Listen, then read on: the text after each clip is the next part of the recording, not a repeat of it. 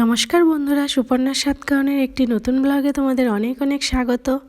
তো এবার বন্ধুরা আমরা গাড়ি নিয়ে বাড়িতে যাচ্ছি। তো আমরা চণ্ডীগড়ে থাকি, চণ্ডীগড় থেকে মসলন্দপুর আমাদের বাড়ি। তো সেখানে যেতে প্রায় 2 দিন সময় লেগে যাবে। তো আগের দিন রাত্রিবেলা আমরা দিল্লি চলে গেছিলাম। আমার ভাই থাকে সেখানে, আমার ভাইয়ের কাছে গিয়েছিলাম রাতটুকু। ওখানে আমার ভাই বউ মা সবাই আছে। আর ওখান থেকে পরদিন সকালবেলায় বেরিয়ে পড়লাম। তো দিল্লি থেকে একদিনে তো পৌঁছানো যাবে না, তো দিল্লি থেকে আমরা আজকে যাব অযোধ্যা। আর ওখানে আজকে রাতটুকু থেকে তারপর পরদিন সকালবেলা ওখান থেকে আবার বেরিয়ে যাব। Good morning guys. কোথায় যাচ্ছি আমরা এখন? আমরা এখন অযোধ্যা। রাম মন্দির থেকে রাম মন্দির থেকে মসলন্দপুর। আমরা এখন আছি কোথায়? কলকাতা। আমরা এখন দিল্লি। দিল্লি থেকে বেরোবো এখন। কটা বাজে? হলো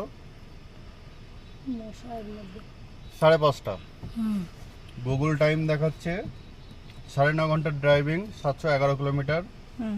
3টে বাজবে বিকেল। আমরা সেটা 4টে টার্গেট রাখছি।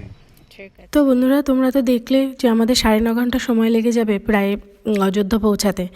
তো সেখানে একটু রাস্তায় খাবার দাবারের ব্যাপার আছে, খেয়ে দিয়ে প্রায় 10 ঘন্টা মতন সময় লেগে যাবে আমাদের পৌঁছাতে। আর ভোরবেলা ওখান থেকে বেরিয়েছি, তখনও সূর্য ওঠেনি। সূর্য উঠবে করছে। আকাশটা দেখো কত সুন্দর লাগছে দেখতে। এত ভোরবেলাতেও দেখো রাস্তায় কত ভিড়, কত গাড়ি চলছে। তো আমরা দিল্লি থেকে যমুনা এক্সপ্রেসওয়ে নিয়ে চলছি।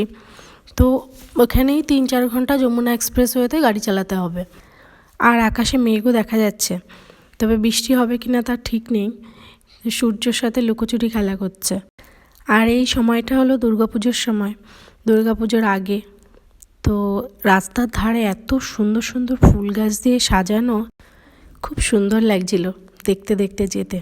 তো যমুনা এক্সপ্রেসওয়েতে প্রায় 3-4 ঘন্টা চালানো হয়ে গেছে। এবার আমাদের এটা চেঞ্জ করে নিতে হবে সামনে থেকে আগ্রা লখনৌ এক্সপ্রেসওয়ে। এত সুন্দর রাস্তা আর এত সুন্দর ওয়েদার, তার মধ্যে গান শুনতে শুনতে যেতে খুব ভালো লাগছিল। আর মজাই আলাদা। তো গাড়ি কেনার পরে আমরা গাড়ি নিয়ে কোনো দিনও যাইনি এখনও বাড়িতে, এইবার প্রথম বাড়ি যাচ্ছি। বেশ কিছু খাবার নিয়ে নিয়েছিলাম আমরা। তো পিছনে ছেলে মেয়ে বসে বসে ওগুলো খাচ্ছে আর দুজনে মিলে খেলা করছে। তো যাওয়ার সময় বন্ধুরা আমরা বৃন্দাবন মথুরার পাশ দিয়েই গেছি। তো সেখানে যাওয়া হয়নি সময়ের অভাবে। তো আসার সময় যদি পারি তো চেষ্টা করব ঘুরে যাওয়ার জন্য। আগেও আমরা একবার এসেছিলাম বৃন্দাবনে, এসে ঘুরে গেছি। বর্ষাকাল শেষ হয়ে যেহেতু শরৎকালে পড়েছে, চারিদিকে খালি সবুজ আর সবুজ। আর এই গাছগুলোতে একটু ধুলো ময়লা কিচ্ছু নেই। তো প্রায় 3-4 ঘন্টা চালানো হয়ে গেছে যমুনা এক্সপ্রেসওয়েতে। তো এবার আমাদের এটা ছেড়ে আগ্রা লখনৌ এক্সপ্রেসওয়ে নিতে হবে। তো সেখানেও আবার 3-4 ঘন্টা চালাতে হবে। তারপর আমরা অযোধ্যা পৌঁছাবো। তো আমরা প্রথমে ভেবেছিলাম অযোধ্যায় যাব না, লখনৌতেই রাত্রিবেলা থাকবো। তো ছেলে বায়না করছে যে না, পাশেই যখন অযোধ্যা, চলো রাম মন্দির ঘুরে আসি, দেখাও হয়ে যাবে ওখানে, আবার থাকাও হয়ে যাবে। পরদিন ভোরবেলা আবার ওখান থেকে বেরিয়ে পড়তে হবে। তো আজকে বিকেলবেলা আমরা পৌঁছে যাব, গিয়ে একটু ফ্রেশ হয়ে তারপরে ওখান থেকে রাত্রিবেলায় দর্শন করে নেব। আর এই এক্সপ্রেসওয়েগুলোর পাশে কিছুটা দূরে দূরে একটা করে জোন বানানো আছে। সেখানে পেট্রোল পাম্প থেকে শুরু করে টয়লেট থেকে শুরু করে খাবার দাবার সব কিছু ওখানে ব্যবস্থা করা আছে। মানে রাস্তায় বেরিয়ে কোনো অসুবিধাই হবে না মানুষের।